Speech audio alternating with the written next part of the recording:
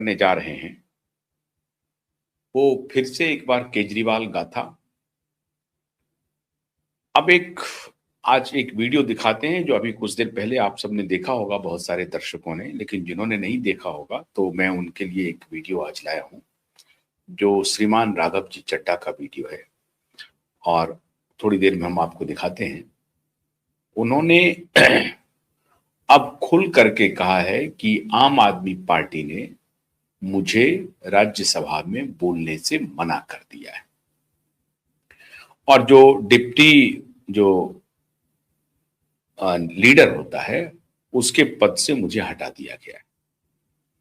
अब ये जरा वीडियो आ गया है तो थोड़ा वीडियो सुन लीजिए। राघव चड्ढा गुनाह कर दिया, कोई गलती कर दी, have I done something wrong? ये सवाल आज मैं इसलिए पूछ रहा हूं क्योंकि आम आदमी पार्टी ने राज्यसभा सेक्रेटेरिएट को ये कहा है कि राघव चड्ढा के पार्लियामेंट में बोलने पर रोक लगा दी जाए। जी हां, आम आदमी पार्टी ने पार्लियामेंट को ये सूचित किया है कि राघव चड्ढा को पार्लियामेंट में बोलने का मौका ना दिया जाए। अब भला कोई मेरे बोलने पर रोक क्यों लगाना चाहेगा? मैं तो जब बात करता हूं देश के आम आदमी की बात करता हूं। एयरपोर्ट पर मिल रहे महंगे खाने की बात रखी, जोमैटो ब्लिंकिट के डिलीवरी राइडर्स की प्रॉब्लम रखी, खाने में मिलावट का मुद्दा उठाया, टोल प्लाजा लूट से लेकर बैंक चार्जेस लूट की बात करी, यहां तक कि मिडिल क्लास पे टैक्स के बोझ से लेकर कंटेंट क्रिएटर्स पर स्ट्राइक क्यों करी जाती है, टेलीकॉम कंपनियां कैसे 12 महीने में 13 बार हमसे रिचार्ज कराती हैं, डेटा रोल ओवर नहीं देती हैं, रिचार्ज खत्म होने के बाद इनकमिंग रोक देती है, तमाम इश्यूज मैंने सदन में उठाए। और ये मुद्दे उठाने के बाद देश के आम आदमी का तो फायदा हुआ, लेकिन इससे आम आदमी पार्टी का क्या नुकसान हुआ? भला कोई मुझे बोलने से क्यों रोकना चाहेगा? कोई मेरी आवाज को क्यों बंद करना चाहेगा? खैर, आप लोग मुझे अनलिमिटेड प्यार देते हैं। मैं जब जब आपके मुद्दे उठाता हूं, आप मुझे सपोर्ट करते हैं, मुझे शाबाशी देते हैं, मेरा हौसला बढ़ाते हैं। मैं आपको कहना चाहता हूं थैंक यू। ऐसे ही मेरा हाथ और मेरा साथ थामे रखिएगा, छोड़िएगा मत।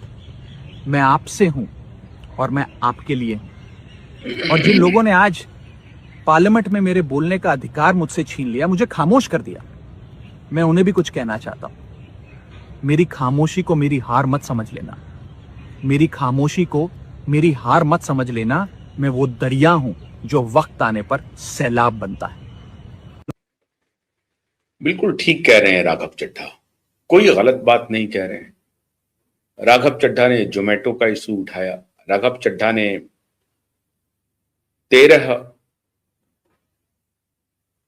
30 दिन 29 दिन 28 दिन पर मोबाइल चार्ज और रिचार्ज का इशू उठाया, टेलीकॉम कंपनियां जो काम कर रही हैं उसका इशू उठाया, एयरपोर्ट पे खाने क्यों महंगे हैं इसका इशू उठाया। वो हर मुद्दा उठाया जो कॉमन मैन से जुड़ा हुआ है, इसमें कोई शक नहीं। लेकिन श्रीमान राघव चड्ढा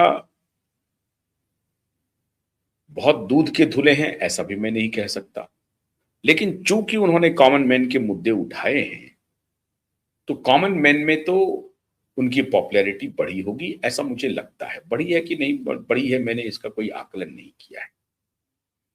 मित्रों, सवाल यह है कि एक ऐसी धूर्त पार्टी जिसमें जाना अपने आप में धूर्तता है, जो धूर्तता के बुनियाद पर बना हो, वो पार्टी उस पार्टी के नेता को सदन में बोलने से रोक दिया या उन्हें बोलने के लिए कह दिया, बहुत ज्यादा महत्व नहीं रखता है पब्लिक डोमेन में।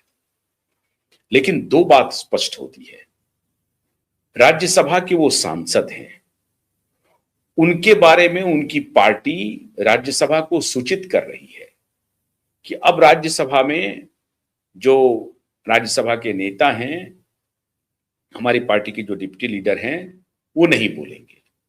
उनकी जगह कौन बोलेंगे? तो अशोक मित्तल बोलेंगे। अब अशोक मित्तल कौन है ये सब आपको मालूम है, वो एक व्यवसायी हैं। उनका एक लवली प्रोफेशनल यूनिवर्सिटी है, बड़ा ही मशहूर यूनिवर्सिटी है और दुनिया भर को विज्ञापन देते हैं। हजारों करोड़ का उनका टर्नओवर है, 5,000 5,500 तो एम्प्लॉई हैं उस यूनिवर्सिटीज में।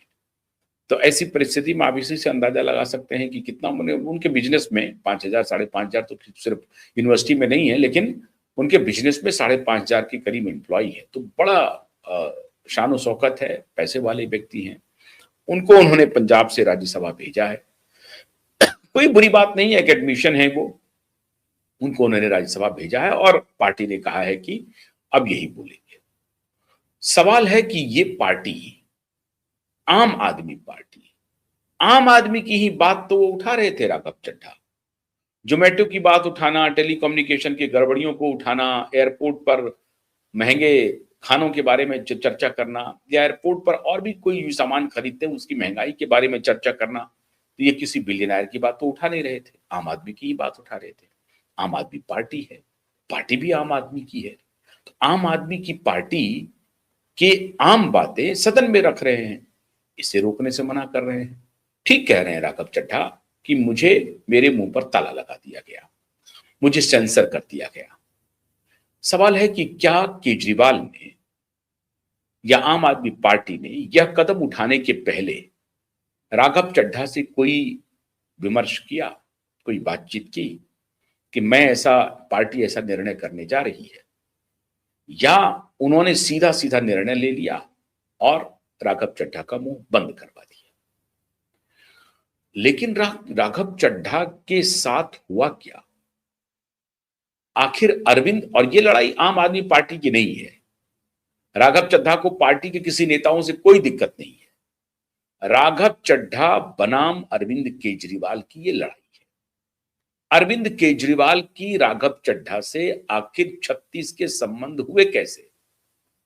एक जमाने में इतनी चर्चा थी कि राघव चड्ढा की, अब ये एक सुनी सुनाई खबर है, मैं इस तरह की पत्रकारिता में दिलचस्पी रखता नहीं हूं, लेकिन ये पावर गैलरी में चर्चा थी कि राघव चड्ढा संभवतः दामाद भी बन सकते हैं। मैं फिर कह रहा हूं कि मैं इसकी कोई पुष्टि नहीं करता, लेकिन लोग चर्चा करते थे पावर गैलरी में, दामाद भी बन सकते थे। आज उस राघव चड्ढा को मुंह बंद किया जा रहा है राज्यसभा के अंदर। ये वही राघव चड्ढा हैं जिनको पंजाब की